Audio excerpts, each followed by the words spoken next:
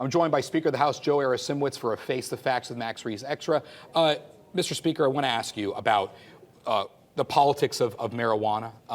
How difficult a vote is that for some of your members? The idea of putting their name on a vote to legalize what is still, at the federal level, an illegal substance. And look, we hear the stories how it affected people's lives, so it's difficult. It is a genuine difficult vote. The reality is I truly believe legalized marijuana is here. We decriminalized it. It's essentially a ticket. You have our bordering states where you can just jump in the car, take a 20-minute ride, and come back with it.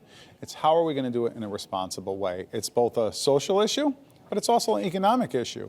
Other states are enjoying the incoming money from marijuana, money we could use here in the state for investing in our economy. On some of the other big ticket items, minimum wage and paid family leave, on paid family medical leave first, you guys and the governor are on the same page. We're close. You're very close. Yeah. Does that mean that whether it's going to be funded privately, or if it's or rather run privately, or if it's going to be run administratively through the state, that there's a pathway to get there, that's realistic at the end of the day? My predictions aren't always the greatest, but I would believe in the next 2 weeks the Senate will pass FMLA and the House will pass minimum wage, and then obviously it'll move to the other chamber. And on the minimum wage, the governor wanted it to happen by the end in 2024. Do you guys have wiggle room on that? Or currently in the draft, it'll begin in January 2020.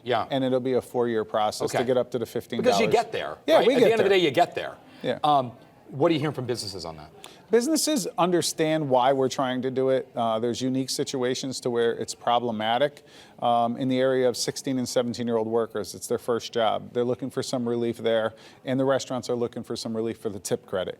A lot of our tipped workers in the state of Connecticut do well more than $15 an hour. They're saying, just leave us alone. If 3-4 years from now you see there's an issue, come back and revisit it. But right now we're at $6.38 for the tipped workers, and with their tips, they do make well over. Connecticut has a tip credit law, so they're going to make some more. I want to ask you one final question on some of these budget matters.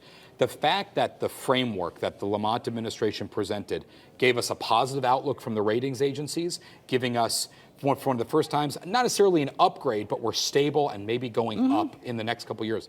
Doesn't that mean you need to listen to a lot of those ideas? Yeah, and we will. I mean, obviously, Governor Lamont was elected by the majority of the people in the state of Connecticut, so he's speaking for them.